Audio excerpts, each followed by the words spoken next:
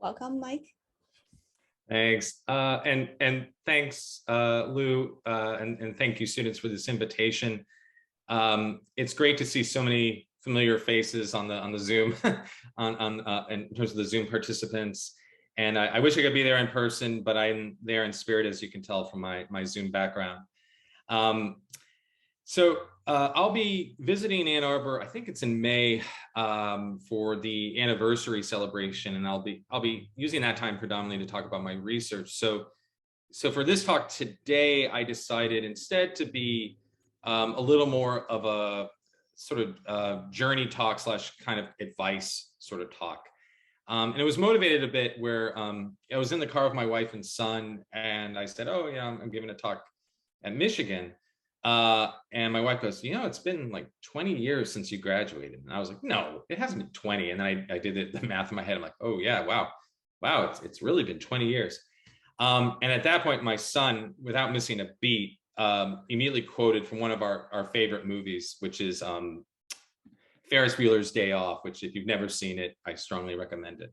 But there's always a classic line from that movie, which is, life moves pretty fast. If you don't stop and look around once in a while, you can miss it.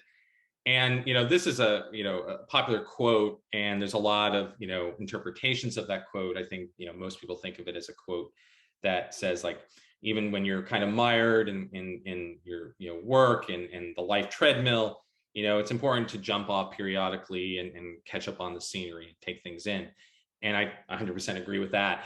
I think through an academic lens, it can also be interpreted a bit as, taking a minute in the middle of your careers, catching your breath, assessing what you've sort of gained and learned up to that point, and then using that, to prepare yourself better for your own future, but to use that to think to yourself, well, based on what I've gone through, what kind of advice can I glean from that could be useful to share with other people who are going through what I'm currently going through, or I've gone through in the past. And that's sort of what my focus here is today in my talk. So overall for my talk, I'm first just going to give a very brief background on kind of my origins, how I got interested in this particular field and this career, and kind of a summation of my career trajectory up to this point. And then I'm going to spend most of the time talking about, things that I learned over the course of my PhD at Michigan that I felt could be useful for those who are currently in their graduate work, could be useful for them, particularly for those close to finishing their PhD. And then I'll talk a little about things that I've learned over the course of being a faculty member, and things that I think would be useful for you to learn as some of you go on into academic faculty positions of yourselves. So the talk is mainly geared, I would say, to predominantly to graduate students, and also perhaps junior faculty as well. And then at the end, obviously, I think we'll have kind of open discussion. Okay, so with that out of the way, so a very brief background of myself. So I grew up in a family that was very medically and science oriented. My father was an ophthalmologist at Mass Eye and Ear Infirmary and Harvard Medical School, focused on basic and clinical research interests in primary open-angle glaucoma. And my mom was a registered nurse. So I grew up surrounded by medicine, surrounded by science, and I was always very interested in that. And wanted to use that. And essentially, when I went to college, I wanted to follow essentially my father's footsteps. I was very interested in careers where I could design or think of therapeutics or treatments for various disorders that affected many people worldwide. So I was in the pre-med track, and the pre-med track at Duke, you take a lot of, the basic science classes, the biology classes, chemistry classes. You also take a variety of sort of mathematics classes and physics classes, the more quantitative courses as well. And throughout all that, through the first couple of years, I actually enjoyed my math classes more. And than the biology ones. I thought biology was fine, but I kind of grew a little weary of memorizing flashcards and that kind of knowledge, learning style.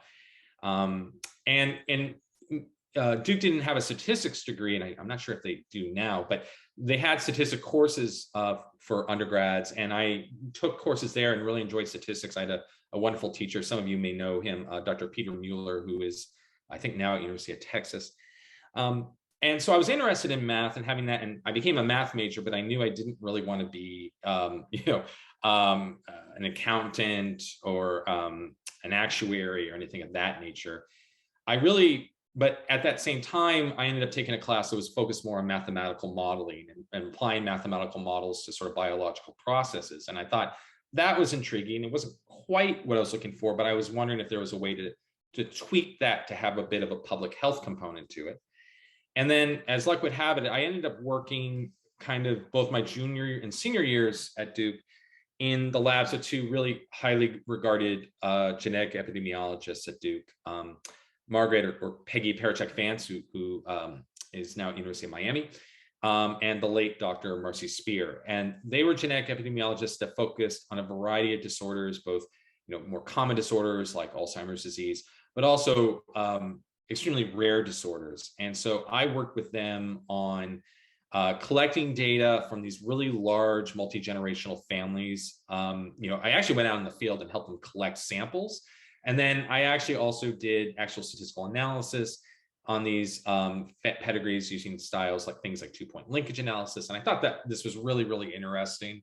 The idea of using meiosis, leveraging meiosis in mathematical models to identify genes involved in various disorders. And I told Peggy Parachek-Vance, I really want to pursue a career in this area. And Peggy said, you should pursue a field in statistical genetics, and I know just the person you should work with.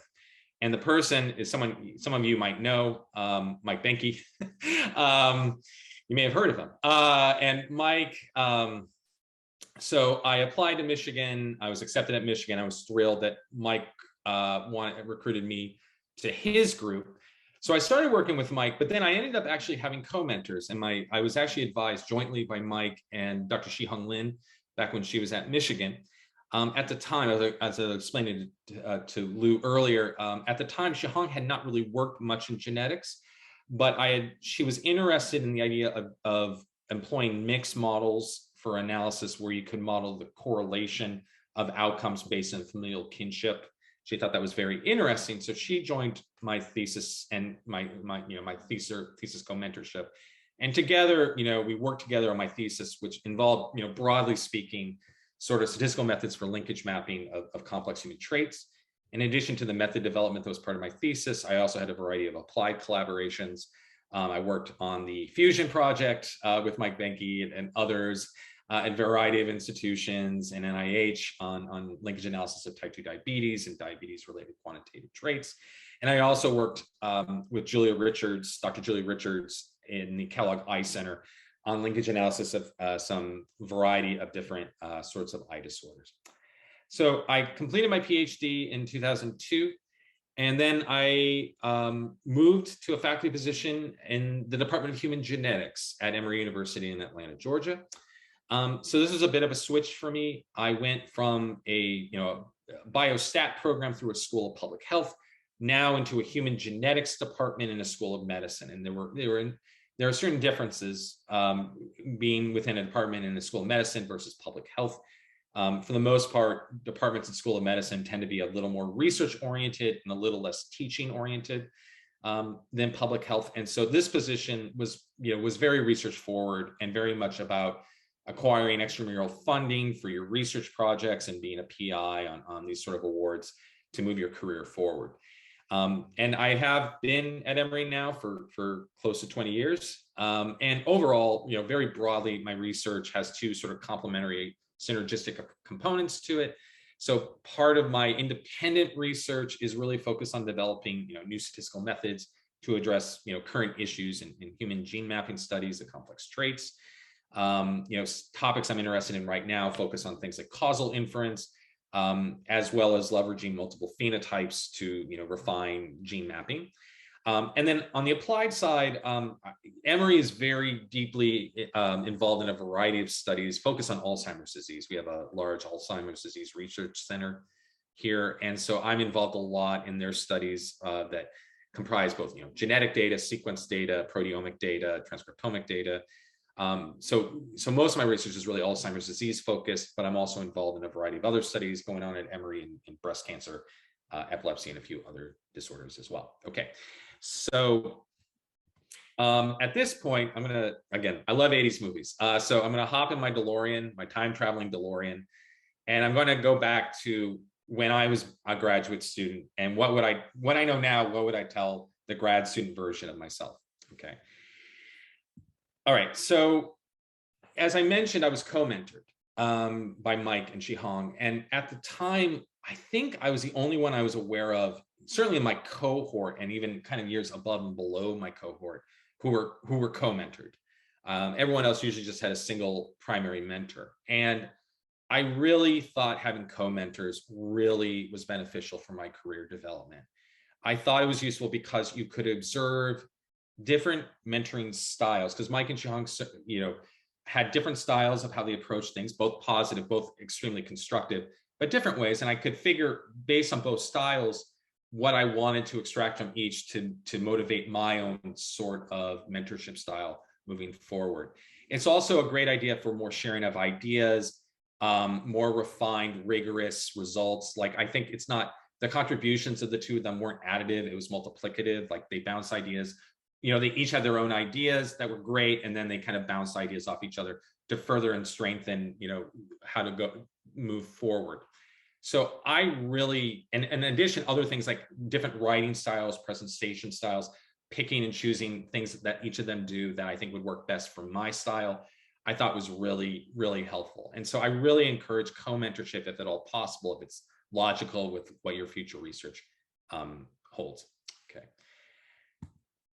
The second piece of advice I want to give is based on something that I went through in my thesis, which is what happens when you're working on your thesis project and things just aren't panning out the way you hope. And to give you an idea on this, my first thesis paper was actually relatively straightforward. It was a method that was somewhat based on an earlier published method, and so we had high confidence going in the method would be successful. So it was really just sort of implementing the method, evaluating the method, and writing the paper that really was like the main time constraints. And it went very smoothly. And then when we had, the paper draft finally ready for submission, it went, it was 3 months between submission and acceptance in American Journal of Human Genetics. So at this point, I'm like, okay, I got this thesis writing thing figured out. I'm all set. All right. So then I moved to my second paper. And at this point, with Shihong being involved in my thesis, my thesis switched gears a little bit, and we came up with this idea of doing linkage analysis for complex diseases, employing mixed modeling, in particular, like logistic mixed models, and testing for linkage within the covariance structure of that nonlinear mixed model. So I was really excited going in this project because I was like, if we can get this thing to work, I think it could be really like move the needle a lot in linkage analysis, because it really provided, I think, a framework that was far more flexible than what was already out there. But unlike that first project, I wasn't quite sure if this idea would succeed or not. And the spoiler alert was it didn't succeed. It really didn't succeed. And there were just a lot of issues that arose. And, part of it was I'm trying to fit nonlinear mixed models with a really complicated covariance structure. Optimization of nonlinear mixed models is tricky now. And here I am using computing hardware from 2000, even before 2000, to try to implement these things. So things like simulations just took forever to run. I was hogging all of Mike Behnke's servers. I felt horrible doing that. And they would run forever. And then I'd get results that sometimes made sense and sometimes just made no sense. Like the likelihood wouldn't converge. It would converge to like weird, boundary values or weird like infinity values. And I was implementing the methods in ProcNL mixed. And so I was able to fit the model I wanted using the package, but it was still inherently sort of a black box. Like I couldn't really dig in and figure out it was really hard to figure out how is it not converging? Why is it not converging? And this whole process, it took forever to run the simulations, and the results made no sense, and just repeating that sort of in an infinite loop. I spent about a year trying to make this project work, and it really wasn't going anywhere. And in the end, it turned out the issue was we had issues under certain models where you're ascertaining families based on having affected family members with a given phenotype. That could create sort of non-identifiability issues in estimating parameters. I didn't really think about it at the time, but that turned out to be what was causing the issues. But at that point, I was like, oh, you know, I was, you know, I mean, a year in, when do I cut bait? Should I cut bait? Have I really, what have I accomplished this past year? And I have to admit, I was pretty down at that point. And I think the thing that, if any of you are in the same situation or get involved in this sort of situation, the one thing I want you to understand, to take home from this is, even if this idea isn't working to your expected goal, what your overall goal is, in the process of doing this, you are learning a set of skills. These skills can become quite valuable in your future research, obviously, but based on the skills, like for example, me learning how to program a nonlinear mixed model in SAS, for example, I can still use those skills. And if the overall endpoint of my thesis goal isn't, I can't cross that finish line, perhaps I can use those skills that I've learned up to that point to pivot to perhaps a slightly different problem where I can still deploy those skills and have a successful endpoint. And that's what I did with the second project, because, well, I was bumbling and stumbling through this project. I ended up encountering a paper that was making claims about doing ascertainment adjustment in family-based studies. And they did some analyses using a simpler version of a variance component model than the one I was working with. But by eyeballing what they did, I realized they were fitting the completely wrong likelihood to their data. And so I saw an opportunity here, because I figured I can use the framework I had developed, modify it slightly, and get the right answer and show them that essentially their initial claims were incorrect. And that's in fact what I did. And I wouldn't have done that if I hadn't learned the skills I'd already learned for my second thesis chapter. And so that then led to my second thesis paper.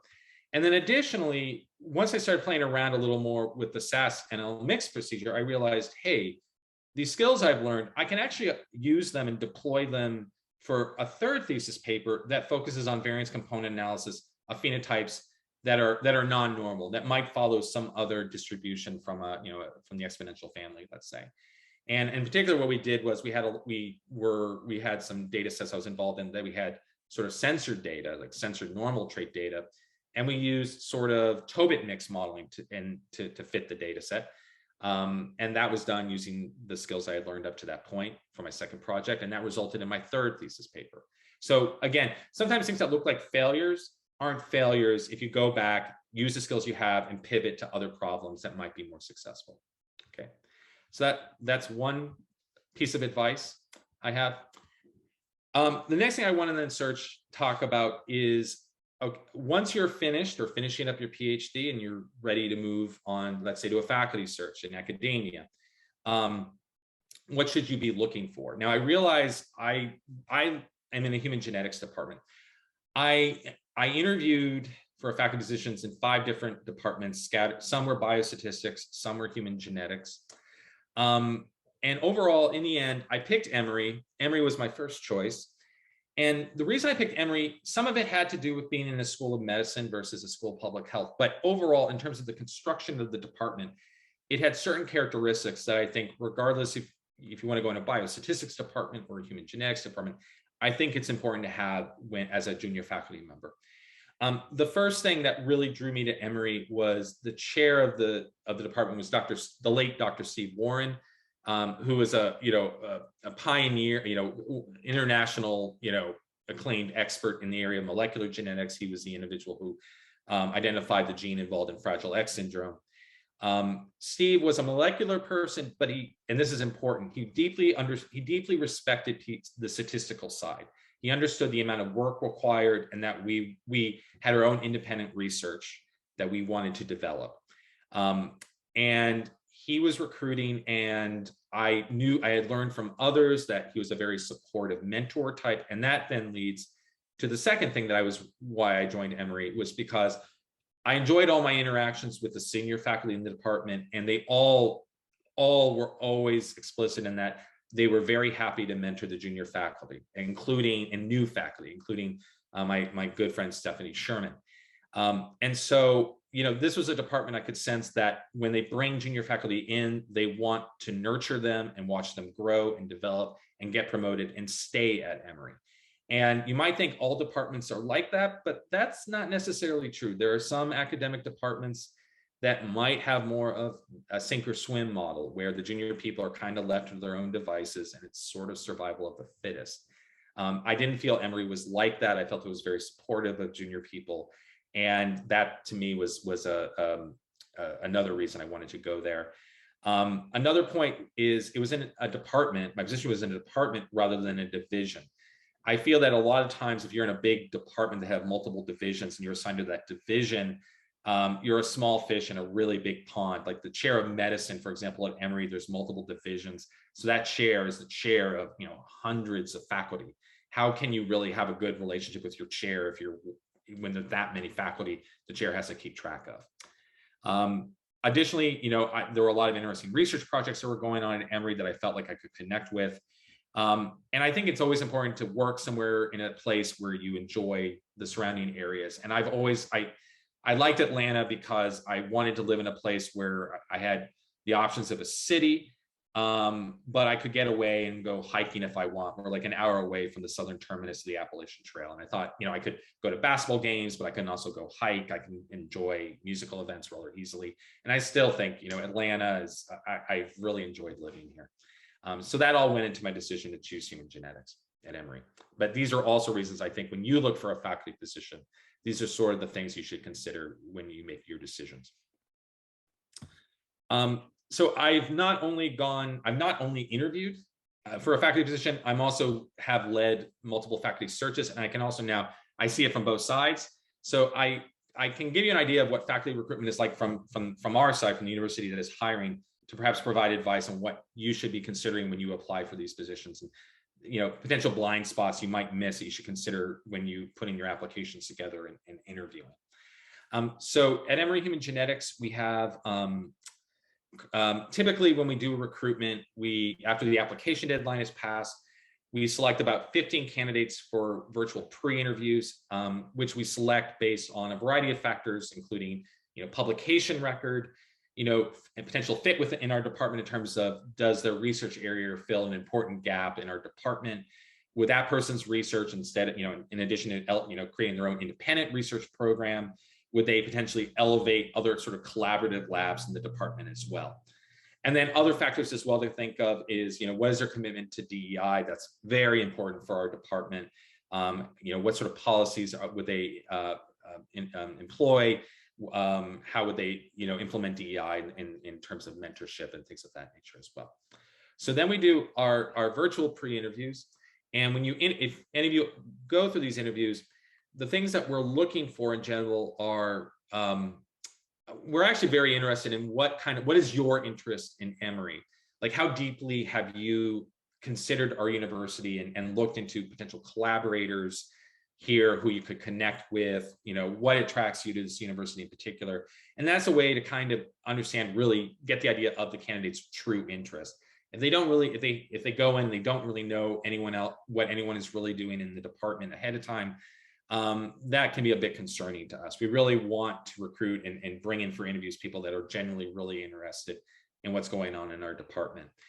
Additionally, because we're in a department that really emphasizes funding and research, we ask sort of general questions about how would you obtain funding for your lab, and how would you distinguish your future research interests from your advisor? Like, we're looking for people that are truly, their research interests are decoupled from, they wouldn't be, their future publications will be independent and will not include, the advisor going forward.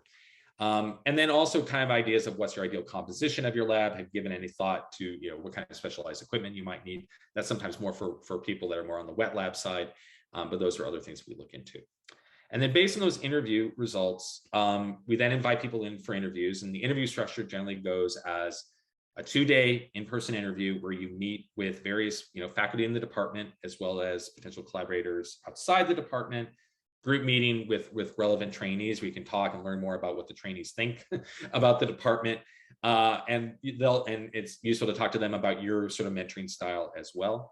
And then in our department, the candidate actually gives 2 different talks. There's a job talk, which is sort of what is given in the Department of Biostatistics.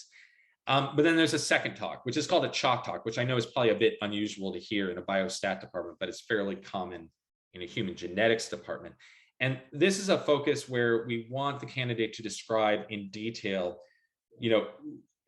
what would be the aims of your future NIH grant that's based on your research interests? Because we are a very research-focused oriented department, and we want our faculty, our junior faculty, to get, acquire grant funding as soon as possible. So the focus is on the aims of the grant, which you write on a dry whiteboard, and then the faculty ask questions, ask questions about the feasibility of your research and get a sense of how fundable it is.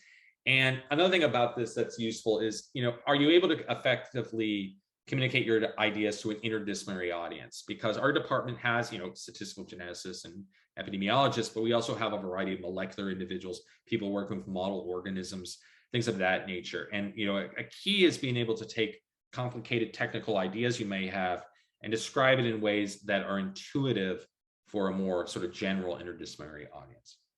So that's really what's based on the interview structure, and then based on the results of the individual meetings and the chalk talk, we then make faculty decisions, invites and offers after that.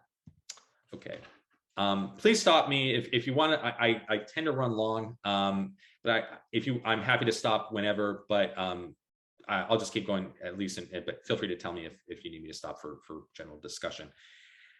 So for my faculty years now, when you get a faculty position, I think one of the most important things you should look for when you first get there is interesting collaborators, and interesting collaborators that have particular data sets that you think you could really work on and help elevate, while also, by analyzing those data sets, help motivate new methods. I think the best statistical methods are those that are motivated by real problems and real data that you handle.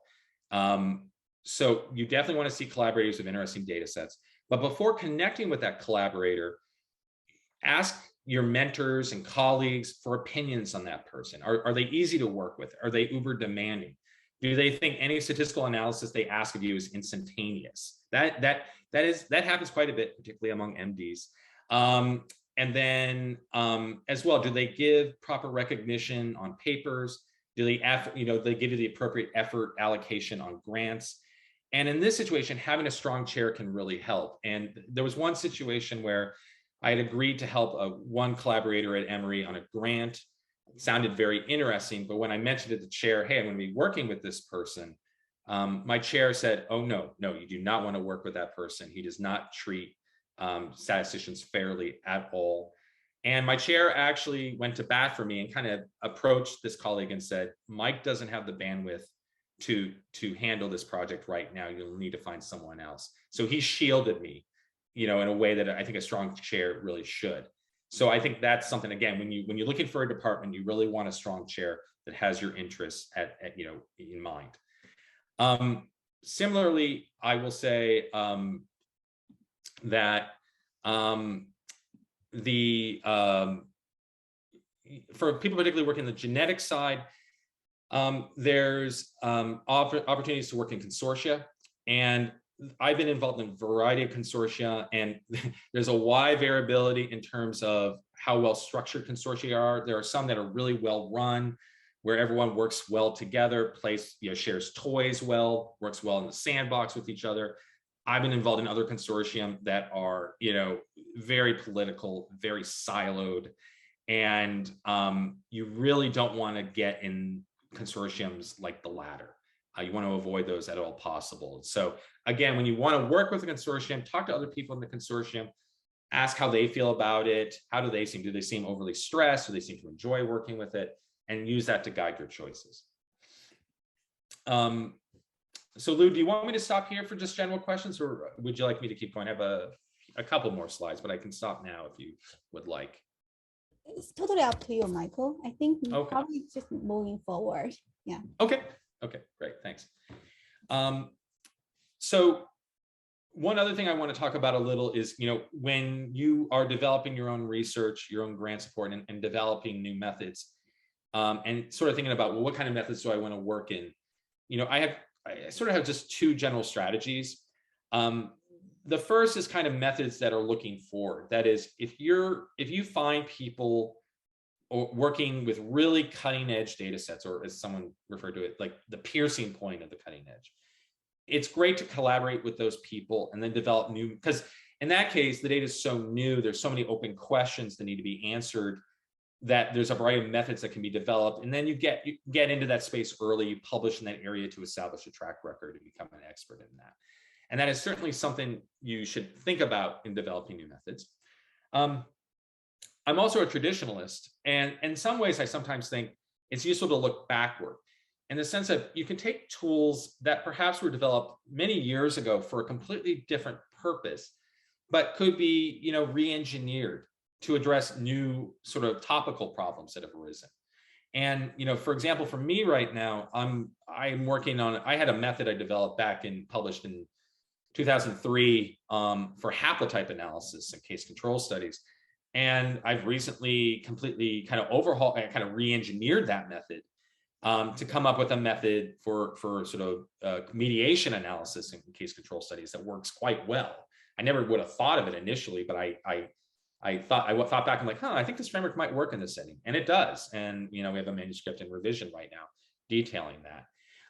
And that idea as well also comes from something that a colleague of mine, Aravinda Chakravarty, who some of you know, a well-known human geneticist, said that there are a lot of publications back in the 50s, and so that were tools that were developed in the abstract that these were good ideas, but they couldn't really be practically implemented because lack of computing, lack of the data, or the scale of the problem. But going to them now and utilizing them in the now with newer resources, they might become more feasible. And so mining kind of the back literature is another interesting thing to explore as well. Okay, when you create your methods, you're often going to write grants. And your grants, when you submit them, like an NIH grant, they will be assigned to a study section. And that study section, there'll be reviewers on that study section that will review your application. And I wanted to give a little bit of advice on, in terms of writing a grant, how to perhaps adjust your prior to perhaps improve your chances of funding, or to, as best to help improve the chances of funding as best as you can. And the first thing that you need to understand is each study section has its own quirks, its own likes and dislikes. And the more you know about them a priori, the better you can prepare for them. But once in terms of the study sections, once you have an idea of what study section you're going to, key things to do is, look at who are the regular members of that study section. It's public knowledge, and make sure if their work is relevant, make sure to cite their work, because otherwise you kind of open yourself to get dinged. If the list of who has reviewed previously for these study sections is also public knowledge. If you know some of these people who have reviewed for that section, generally chat with them about what kind of is the general likes and dislikes of that section. Are there certain things that generally don't fare well at all, or here are little potholes you need to avoid.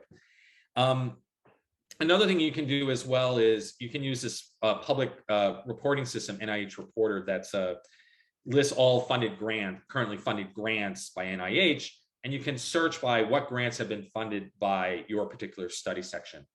And so you can then read the abstracts of those study sections and get an idea of, again, what does a study section look for. Most grants that I write on the statistical genetics side tend to be reviewed by one of two study sections. There's the Biostatistical Methods, Research and Design, or BMRD study section.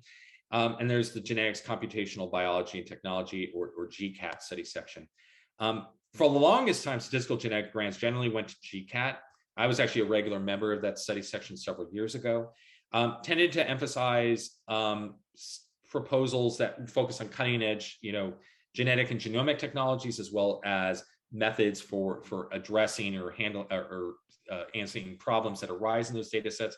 Often included things, things related to GWAS studies or rare variant studies and TWAS studies. But recently, I think a lot of those StatGen grants have moved more to BMRD, I think by design, I think NIH has steered it that way. And they tend to go more to this more biostat heavy study section as a result. But it is possible you could get it in GCAT instead. You can always figure out what study section your grant most likely will go to using this tool called the Assistant Referral Tool, or ART, where you provide the title of your grant, your abstract, and your aims, and based on keywords, it will pop up with the most likely study sections the grant will head to. So It's useful to do this because you could, for example, we recently had an R01 that I wanted to steer to a methods section, but it was very Alzheimer's heavy. And it turned out that the grant got sent to a molecular study section focused on Alzheimer's disease. So it was like a bunch of clinical neurologists. I was like, oh no, this grant's going to die there. So you want to avoid that. And this tool can help you avoid that and making sure that your abstract and your aims really fit what the study section you want the grant to go to. When I review grants, there are a variety of things I look for keys for good scores. I think the main thing for me is significance. Are the methods that being proposed, are they cutting edge? If there are other methods in this space, does this grant acknowledge those and explain clearly why these new methods substantially improve on those existing methods? And is there evidence that the methods will be widely used? To me, that's one of the biggest things that go into my score. Additionally, it's helpful if the investigator is directly involved in the research projects and the data sets that are being used to illustrate your methods. I understand some people just like to use public data, but I think if you're directly involved in the project, that really helps. In part because it's a newer data set, it hasn't been mined as much as a public data set.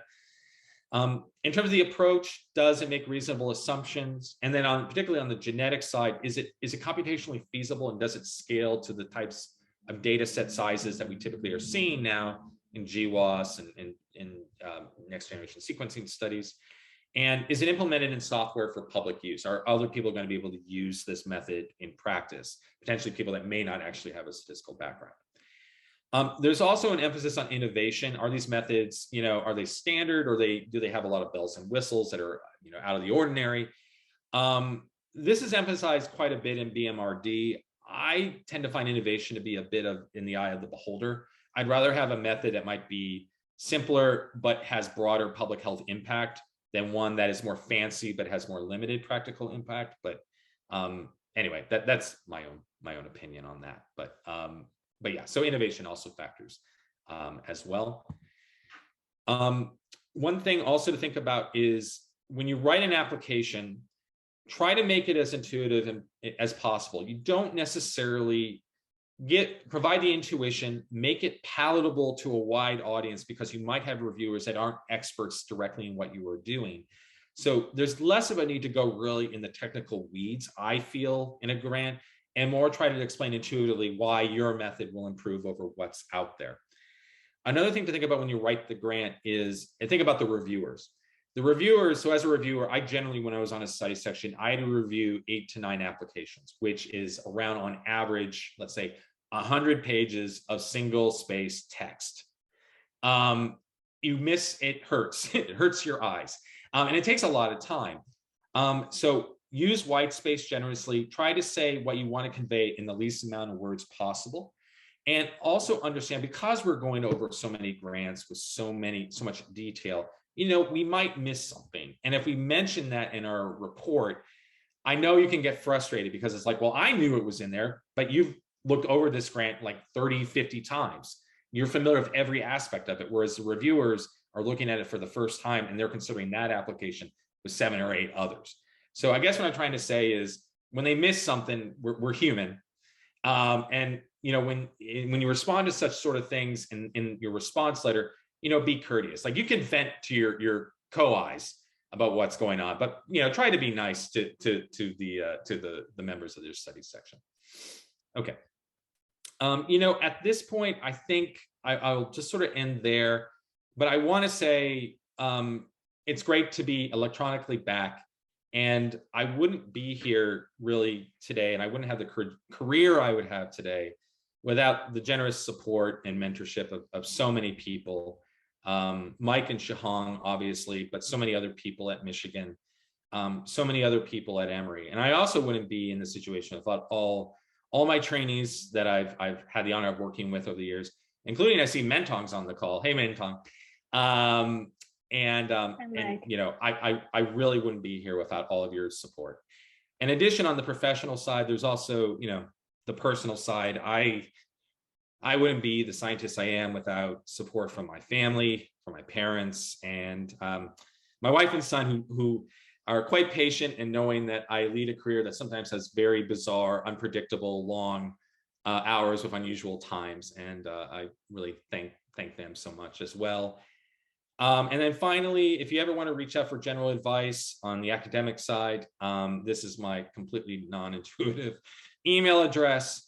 I'm also on Twitter, although I'm more a lurker than a poster, but I do check, infrequently, but feel free to message me there as well. And I'm sorry for going long, but if any of you know me, I do have a tendency to go long, and I apologize for that.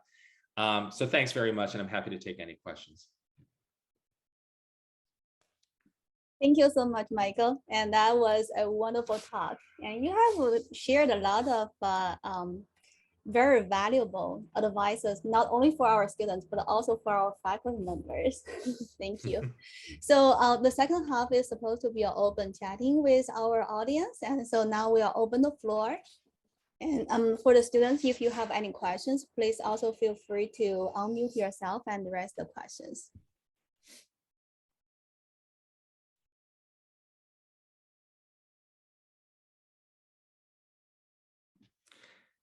I will say, if there are no questions, there are a few slides I kind of skipped through that I could go over that could be potentially useful as well, but up to you. Let's see. I can ask a question. So first of all, thanks, Mike, for coming here. I'm very grateful to be a trainee of Mike, and I feel a little bit nervous to ask questions in front of all the faculty and students. So apologize if I make some weird comment. But when I first talked to Mike, I was just a sophomore in college. I only took like calculus and our classes, but luckily Mike gave me this chance to learn more about StatsGen, and he has always been supportive to all his students. And he's my biggest inspiration to pursue a career in biostats, especially come here. And I want to ask you a question as a PhD student, which is when I look at like the stellar resume of our job candidate who interview here, some of them work in very different, they have been working in different fields, different research area, and they have like a few publications in like different things. But there certainly are students who always work in one specific niche of his or her research interest. I just wonder, as a more senior faculty, how do you think it's important for students to be exposed to different areas, or just focus on one thing, and maybe you can publish very influential paper in that one area? So I would say that, there are, I think as you start kind of, perhaps for me, a bit more narrow based on what I had learned and trained specifically in at Michigan. But then I think what ends up happening is sometimes you're exposed to new data sets that require maybe some other elements from biostatistics that weren't part of what you really focus on your PhD, but it's something you need that you can kind of adhere to what you already have, that you need to solve a problem. Like case in point for me, when I came to Emory, there was one data set we had that was actually, they wanted to do genetic analysis from a cohort, but it was time to event data. And it was actually in families. So it was like frailty models and things like that, which I never took. I can't remember the number of it now, whatever the PhD survival class was at Michigan, in part because everyone was like, you don't need survival. Genetics is all case control or, retrospective family based or cross-sectional. And I knew, I was like, oh, okay. And, at that point, I went back, I looked at my old 651 notes, Susan Murray, and I saw I was like, okay, how do I do, Cox regression again? Okay, frailty, adding in the, how do I do this with frailties? How do I fit those sort of models? I guess what I'm trying to say is some of these topics will come up and you'll diversify more based on the data sets you connect with and what those investigators are interested in exploring, that it becomes a bit more organic and natural in that regard. I see. Yeah, that makes a lot of sense. Thank you. Yeah, you're welcome. So Michael, you have shared a lot of experiences since first paper until like job talk and everything. So I wonder, like for the students, sometimes they need to work together, either in classroom or outside the classroom. Do you have some ideas or suggestions for them how to do the teamwork and how to facilitate the work to be more efficiently? Get down, and then in the meanwhile they could learn from each other, not only about the course materials but other things, other softer skills. So yeah, so that's a really good question. I think the well, for starter, for back when I was a student and we were in our coursework, there were certainly I think on our cohort, there was a group of us, like we all felt like particularly going through the qualifying exams and whatnot, we were all in this together. And we all kind of got along together and would study together and toss problems with one another, kind of in a really, shared open environment where we all try to improve each other. It was not I'm only out for myself. It was really sort of a communal, we're all in this together. In terms of, I think in terms of skills about, how to best effectively do that. I think there are different types of leaders. I think there are, and they range. There are some leaders that are kind of autocratic and it's like, it's my way or the highway. And then there are others that are more communal, like, well, what does the group think? And then say, like, come to a universal sort of assessment. And there are different leadership styles, of which that was actually the thing I briefly skipped over at the end of my talk, but that I think is useful as well, particularly for junior faculty, is there are opportunities both through academic societies and also potentially universities you're at for workshops that talk about things like leadership, how to be an effective leader, the skills to do that, the skills to dealing with things like conflict resolution, or to avoid like groupthink, for example, where everyone sort of agrees because they don't want the leader to be mad at them, so they'll all agree to something that isn't right, even though they know it isn't right. Those workshops, Emory has those types of workshops, and I have found them incredibly valuable from my career.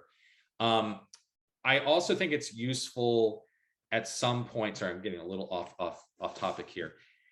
I think self-evaluation is really critical. I think, but at the same time, you're usually the worst evaluator of yourself is yourself. Like there could be things where you think you're terrible at, but other people are like, no, you're actually really good in this field. And there are other areas where you're like, I think I'm doing really well, and people are like, no. Well, you get feedback, and there's a definite blind spot. And you want to avoid blind spots, and not knowing what you do, not knowing your weaknesses can negatively impact you. And so there are things that I get involved in, for example, where perhaps Michigan has this, but Emory has this, these sort of surveys that you can do, these feedback surveys, where you solicit feedback from a large group of people, like your former trainees, your former, your academic colleagues, like a large enough group that they all can provide feedback and feel relatively anonymous in the process, but they can provide you with constructive advice on things that, on how to best communicate, what are your communication skills? Like, how can that be improved? How strategic are you? How goal-oriented are you? That I think, how are you in interpersonal interactions, that I think are really critical. And I did this a few years ago, and it was really illuminating for me in realizing what I did well. There were some things people thought I did really well at that I thought I was pretty terrible at.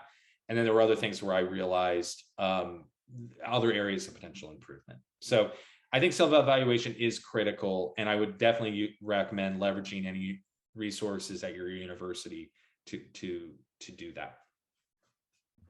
Yeah, definitely. I totally agree. Yeah. I saw Mike has always been there to support you. Hey, Mike, do you want to say hi?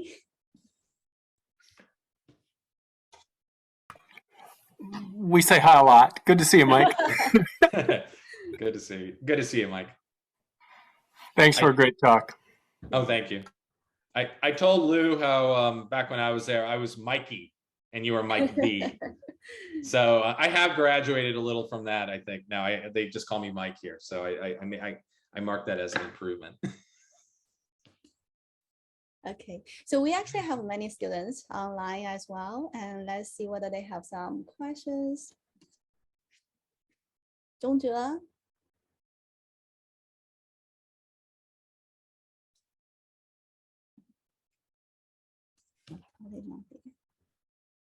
Any other questions?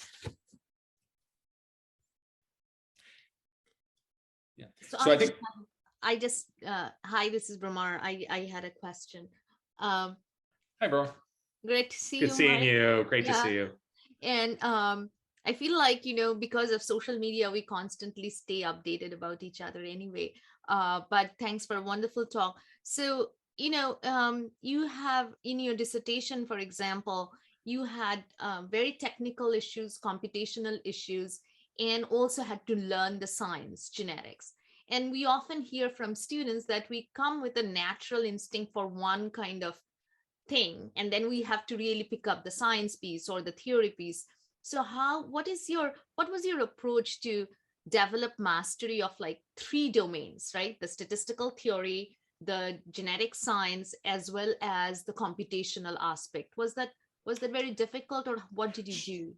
Yeah, so on the learning the genetic side and the statistical side, I was a bit fortunate in my undergrad years that I took some of the relevant coursework in both areas, because as I said, I started out pre-med. So I had a lot of that biological underpinning to begin with. And I had taken some introductory statistical courses that you could think of as sort of a more mild version of 601, not as technical, but a version of that. When I came to Michigan, I was part of Mike Benke's genome science training grant.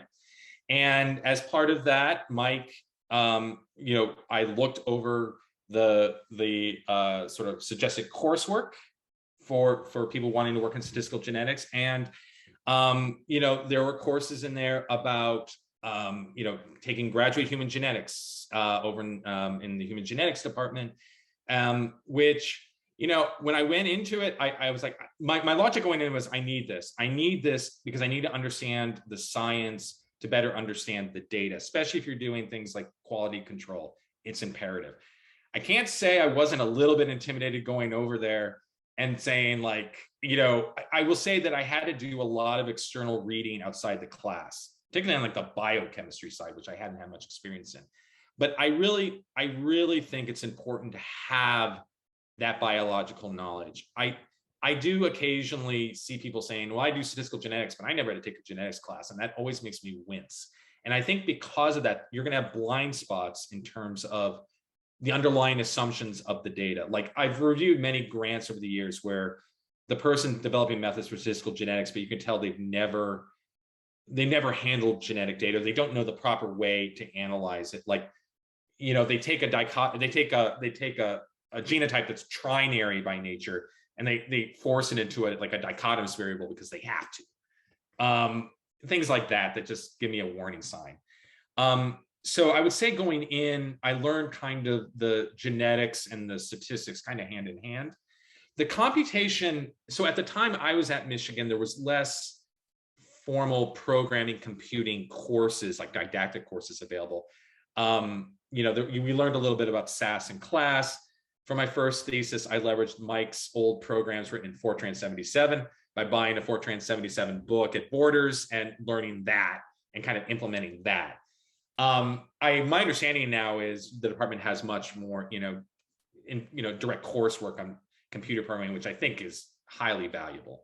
But that definitely came to me later. And I'm sure I did things in the computing cluster, Mike's poor computing clusters, that I probably, stripped a few years off of them. Sorry, Mike, for doing that. But You survived, Mike. You survived, yeah. So in hindsight, I think I would have had that as well, and that would have been really helpful as well. Like high performance computing clusters wasn't a thing at the time when I was there. So I think learning those sort of things, and Emory, I don't know about Michigan, Emory's moving to cloud computing, which is a whole different animal. I think having, bringing that in as well, and those are sort of things as well that you can learn in workshops and in summer institutes and things of that nature. Thank you. And a follow-up question about that, like many of our students, they have a certain, especially the PhD students, they have a certain time period, like they're completing their courses, and then they are moving to their dissertation research. It's kind of going to some independent research, get confused and don't know where to go. Do you have any suggestions or advices on that? So I struggled with that a bit as well. I think coming from, I did my undergraduate and then I moved straight to biostat. And I think I didn't mean to do it, but I think I learned how to take exams well. Like I learned like, okay, here's what I'm learning in the class. Here are the boundaries of what I need to know. And I know all the problems I need to solve within a class is based on what I learned in that class. And now you're moving to a PhD where it's much more open-ended. Yeah. It is, I mean, I will say what's interesting, I would say right now that some of it is, kind of to establish a bit of independence a little more, like obviously staying up to date on the literature. I think bioarchive, there wasn't a bioarchive when I was in school. I mean, you had to go to the School of Medicine to find the 1985 copy of maybe not American Journal of Human Genetics, but a few other journals as well. And I think electronic access now allows you to read a variety of different papers, a variety of tutorials, overview, like Nature Review Genetics is fantastic to learn about a specific topic in a lot more detail and provides you with the other references to then sort of follow up on. And I think those sort of tutorial style things are not a class per se, but they provide sort of instruction of how to follow to really master a topic you may not have gotten. That might be relevant for your thesis, but you may not have gotten all the core information out of a relevant course you took. Yeah, that's a very good advice. Like reading more and then reading more about science, getting more motivations, that will always be very helpful. Thank you so much, Michael. And and thanks so much for having me, everyone. And I hope to see you in May in Ann Arbor for the anniversary shindig. And again, it's really wonderful to see everyone. And again, feel free to drop me a note if you have any other questions about career advice. Thanks so much. Thank you. And definitely, we look forward to see you in May in Ann Arbor. Yes, it'll be nice. It'll be nice. So, yeah, weather will be nice as well. Yeah. All right. Take care, everyone. Thanks so much. Thank you. Bye. Bye-bye.